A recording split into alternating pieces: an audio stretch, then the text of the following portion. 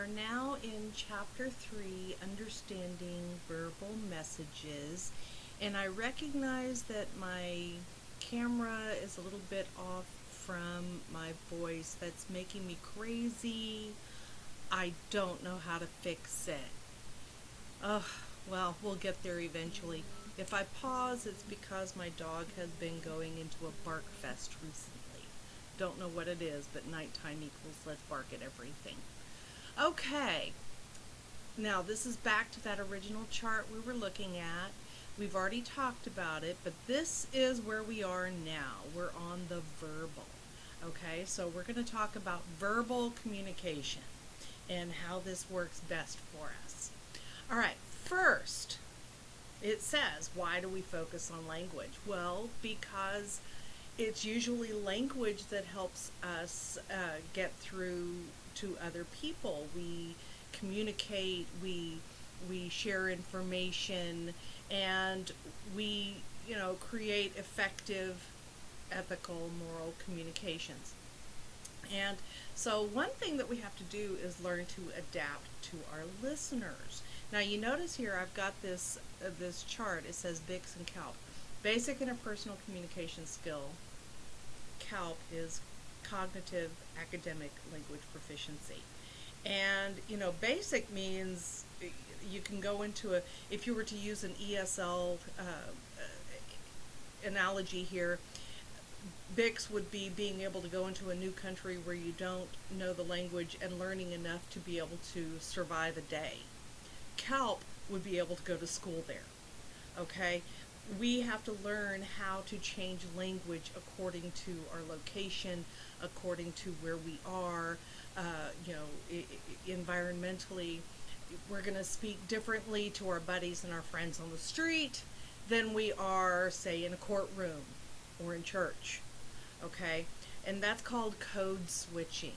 That's switching from one form of communication style to another. And it has to do entirely with environment and our knowledge base, of course, and who we're communicating with. There are times that we just have to change our communication styles. Like I never, ever, ever cuss at school. I might cuss at home, but I never, ever, ever cuss at school because that would not be appropriate. Why do we study language? Because words are powerful. I mean, look at this. This is such a great example of it. She says, we need to talk, and he says, uh-oh. Think about it, though. Somebody says to you, we need to talk. It depends on who says that to you, doesn't it? If it's a significant other or partner, you're thinking, If it's your boss, you could be getting a little worried. If it's a professor, you could be getting worried. Unless that's a common phrase in your relationship. We need to talk. Oh, okay, I'll be right there. And it means nothing. It depends entirely on the relationship involved. And we choose our language. We choose the language that's going to have value to us. So the nature of language changes. The Sapir-Whorf hypothesis kind of represents that our thoughts are rooted in and controlled by language. The example I give you here is he worked here many years, indicating that he worked here before, but he doesn't work here now. Or he's been working here many years. He worked here for a long time, and he's still here. He had been, she had been, versus she was. Had been kind of indicates that possibly not so much living anymore. It really does shape our language. And people often use our words as symbols, trigger thoughts, concepts, and feelings. We're going to talk more about that later. But here's the fun part. We attach our own meaning to words. We attach our own meaning to words all the time. And bypassing is what happens when two different people communicate, but they have a different meaning for the words. Like if you were to say, meet me out front, I would go probably out in front of the building, possibly, maybe at the entrance of the building outdoors, because that's out front. But what if you meant meet me out front meant, think of the mall. somebody says, meet me out front, and you're at Best Buy. Is that in front of Best Buy at the parking lot, or is that in front of Best Buy inside the mall? You could end up having a lot of communication issues there because out front had different meanings for both of us. Okay, denotation and connotation. We already know how that works. Denotation is like the dictionary definition of a word. Okay, denotative meaning is, if I were to give you a definition for this, it would be lead stick inside a wooden frame with an eraser that I could then use to write with. Connotative meaning is, I don't like this kind. That's not a 2. I want a 2. So that's not my fun pencil. I'm going to go over here and get a different pencil because I like it better. Okay, so denotative is the dictionary definition. Connotative is when you put your feelings into it, when you put your thought processes. When I use the word liver, personally, my first inclination is to go, ew, ugh, yuck. I do not like the taste of liver. I'm not a fan. And yet there are people out there, like my dad, oh my Lord, loved liver and onions, one of his favorite meals, okay? And so our connotation is going to be completely different. Both of us can have the same denotation. It is an organ meat, but we're going to have a different connotation. He would be yummy, and I would be icky. So denotation, connotation. Personal, our connotation is our personal definition, our personally related definition.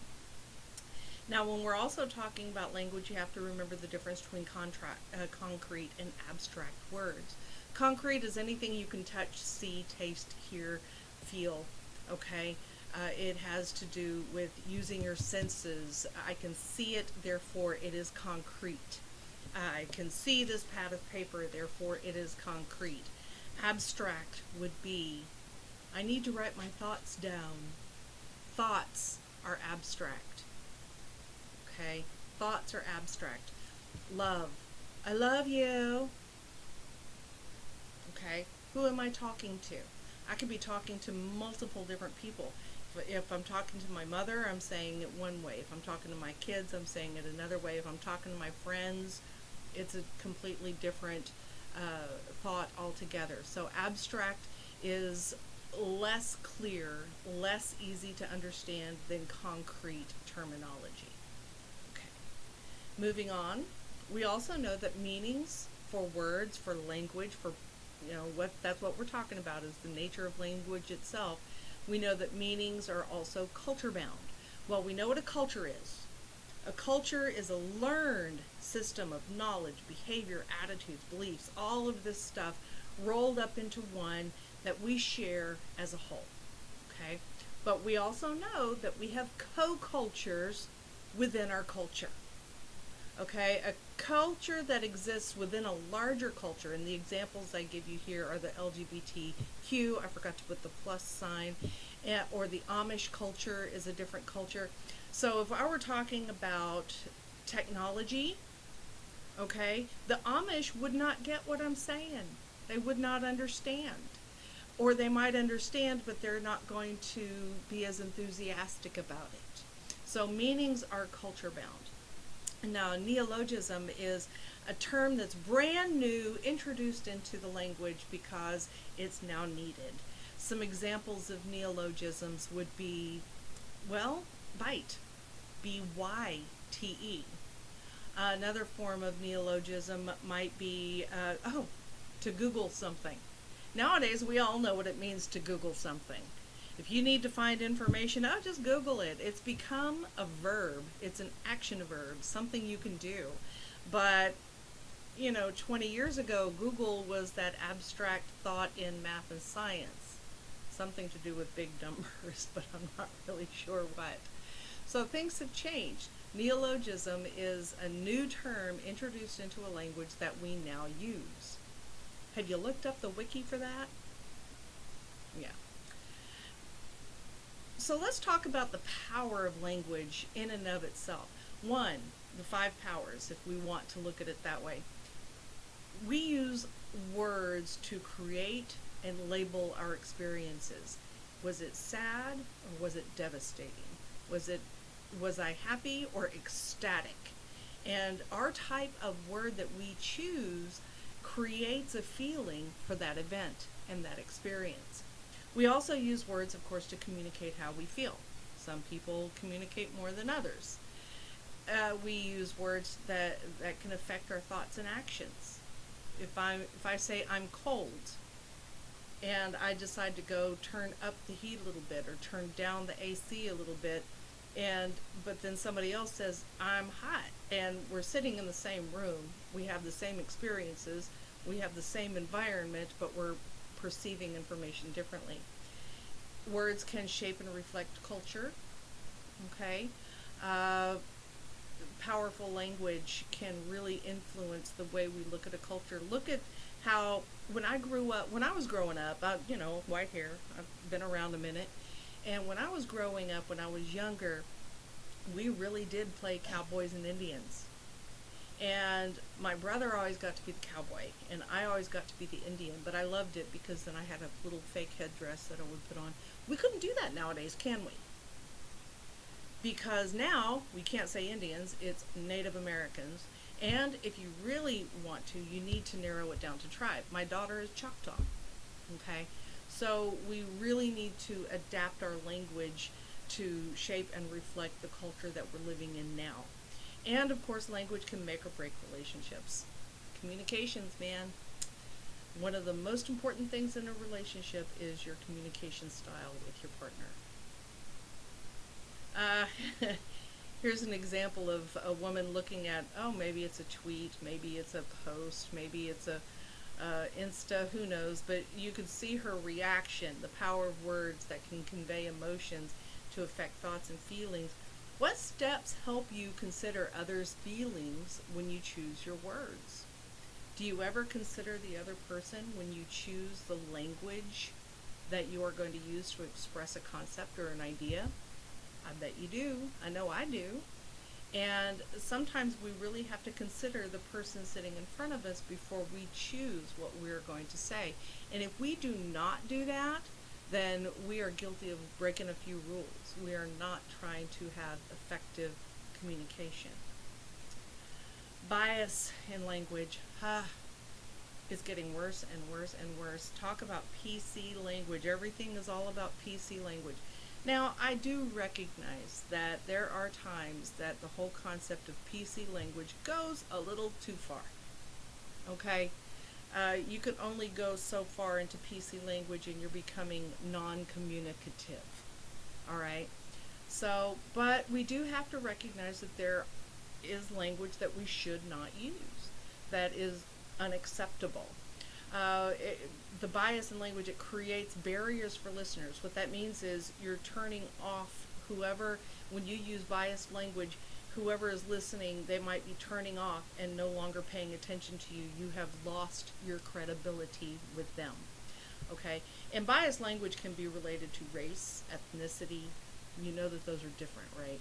We're all human race. I know you hear that all the time. We're all human race, but our ethnicity is different. But you're still going to hear people talking about racial equality and racial inequality. That's because ethnicity and race have gotten switched up somehow. So just go with the standard. We already know what the standard is. That's okay. Accept it and move on. Nationality. You've heard the jokes between the Americans and the Canadians, right? And the Canadians are all friendly. We all hear that, right? That they're super polite, even when they're terribly rude. They can do it in a very polite manner. I don't know. I've found people to be people no matter where I go. And of course, religion. All this is a new term that has just been kind of suggested, and it was in this textbook, and I'm going to be serious. I'm not really sure how I feel about this, but it's considered, to me, it's basically a stereotype, or similar to a stereotype. Allness is the word barrier.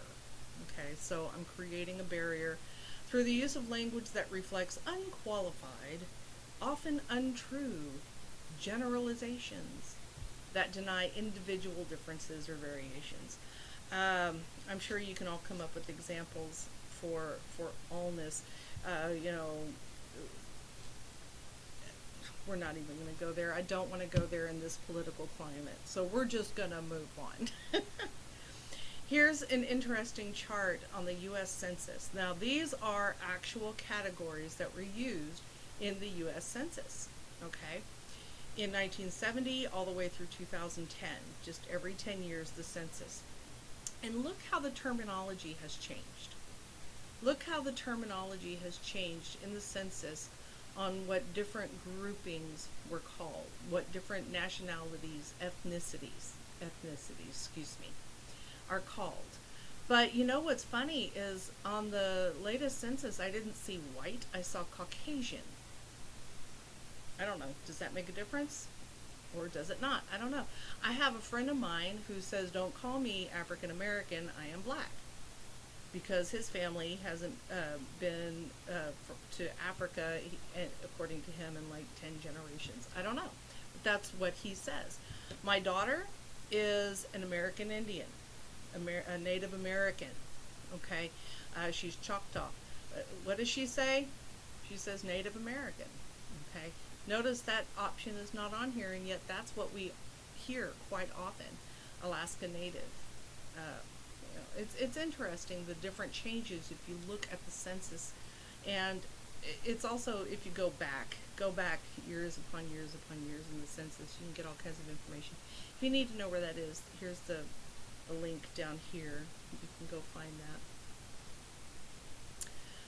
Some more biased language has to do with sex, gender, and sexual orientation. Generic language is better than nothing, but it still kind of assumes gender. Okay, sexist language is exclusive. Like right here, we've got two firefighters. Okay, firefighter includes both. If I were to say fireman, I'm excluding the female firefighter. So that would be generic. Sexist would be fireman. Generic would be firefighter. You get the idea. I don't think we have to go any further in that. Some other things, of course, with the sexual orientation and gender. Homophobic language. I don't think I have to go into description on what that means. Transphobia, transphobic language. These are all things that we're aware of. But did you know that there was such a thing as heterosexist language? It's language that assumes that the world is heterosexual. It just assumes that the world is heterosexual. So if I talk to someone and they say, my spouse is coming, and I'm talking to a woman and I say, well, where is he? I'm assuming that her spouse is a man. We have to be careful of that nowadays, don't we? And actually, I'm going to be honest, just since I started teaching, I've had to really kind of watch how I phrase things. I got in trouble a couple of years ago because I kept saying single mothers. And I had to remind and because I had several single fathers in there, and they were not happy with me. So I had to retrain my brain, if you will, to start recognizing single parents, single guardians, that kind of thing. All right, here's something I need to clarify down here. We also, of course, have age discrimination, socioeconomic class discrimination, people with disabilities. But I love it. This girl here that was in American Horror Story, I love it because with her activity, with the models that have Down syndrome, with the models that have all the different appearances, with the facial discoloration or alternative coloration. I guess it's not discoloration; it's alternatively colored. Skin tones and all that kind of stuff. We're learning how to get away from biased language when it comes to ability or disability or capabilities. But here's something to keep in mind, and I want to stress this. The word retarded. It bugs me personally. I know what the word means from an educational standpoint. It means that they have been held back mentally, emotionally in some way, not necessarily in grade, but held back emotionally, physically, that they are, um, you know, not fully capable just yet. But most people use that word wrong. They use it to mean stupid. They use it to mean foolish. They do something silly and there's like, oh, that was retarded. And that's not right, and it's wrong, and it needs to stop. That's one of my personal soapbox issues. Okay, so we need to really watch the use of that word right there, and I appreciate that very much. Thank you. Uh, when we communicate with others, we have different styles of communication. We can either be supportive or we can be defensive. Now, supportive communication creates a climate of trust, caring, acceptance. You can say anything to me, I can talk to you, we can help each other, and there's a lot of empathy going on, and we can support each other in the workplace, we can support each other at home, wherever it may be. Defensive communication is when you automatically assume negativity. It's a concept that creates a climate, a feeling of hostility, mistrust. If you don't feel like you can talk to someone else, then you're in a defensive communication situation, okay? And so you have to be careful of that, because you don't want to burn bridges before you actually get to the bridge, you know what I mean? So you need to be very careful with supportive and defensive communication. And there's a thing called polarization. I hear this all the time because I taught English for many years, and I would hear it as it's either going to be this or that. There's no middle ground.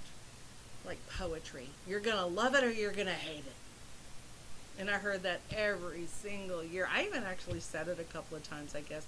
But you know, I don't love poetry. I don't hate poetry. I'm in that middle ground. There is a middle ground there. But if you only give two options, that's a fallacy, okay? It's a fallacy that you only have the two options available. You don't have to have a polar opposite reaction, okay? And then trigger words depend on the person. You already know one of mine. I talked about it in the last slide. But trigger words are those words that instantly get somebody else's goat. Now, trigger words can be changed.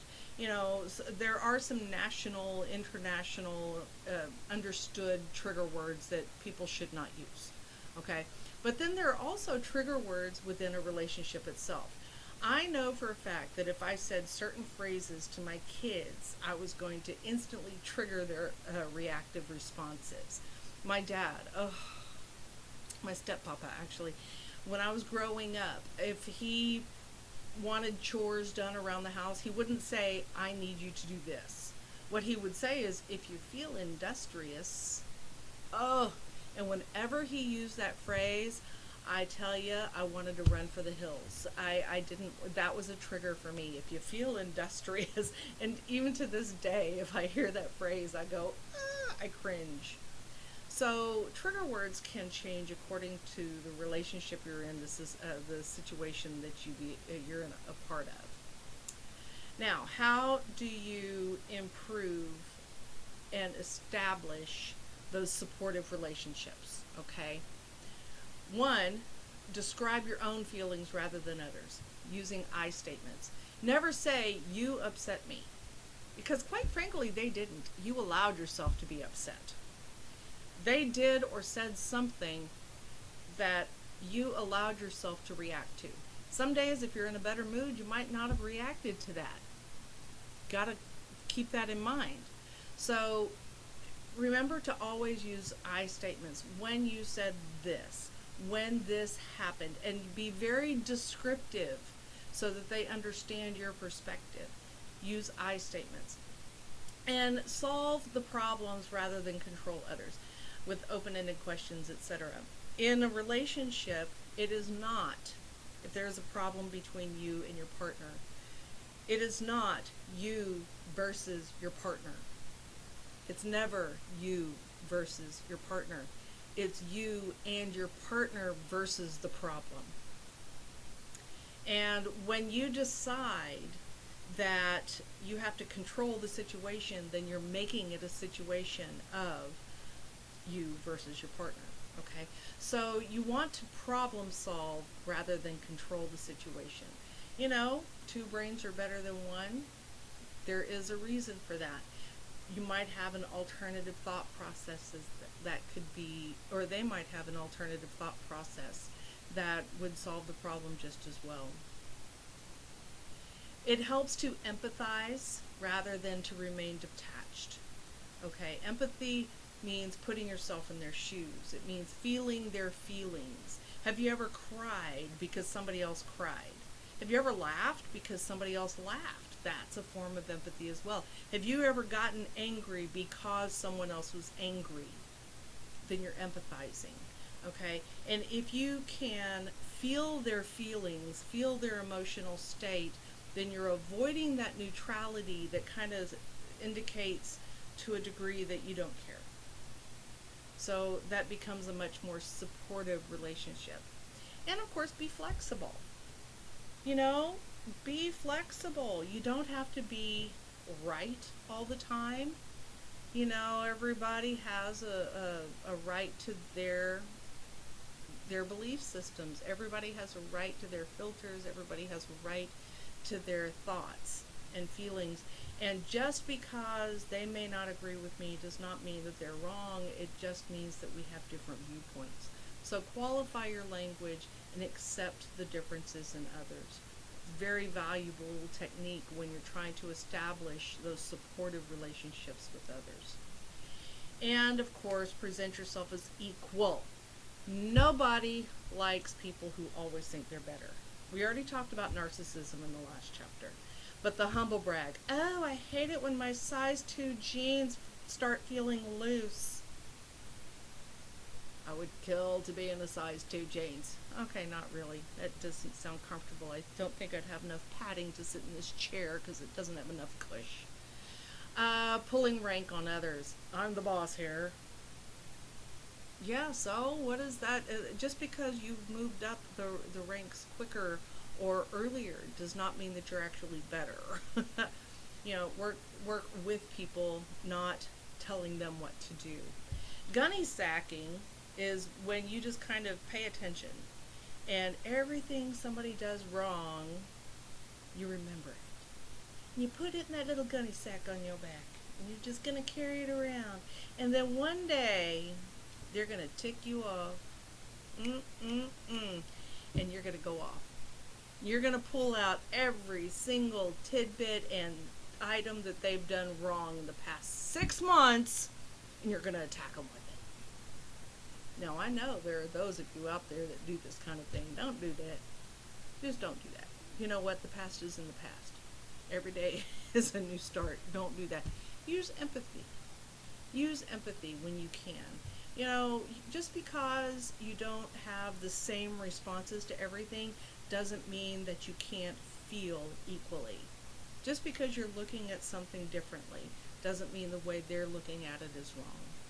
So, being genuine, showing that empathy for others, helps to establish those supportive relationships that we need as we move through this little thing called life. So that is all of chapter 3, and I am working on the rest, and good luck, and we'll talk at you later. If I can figure out how to turn this off. Oh, where is the off button?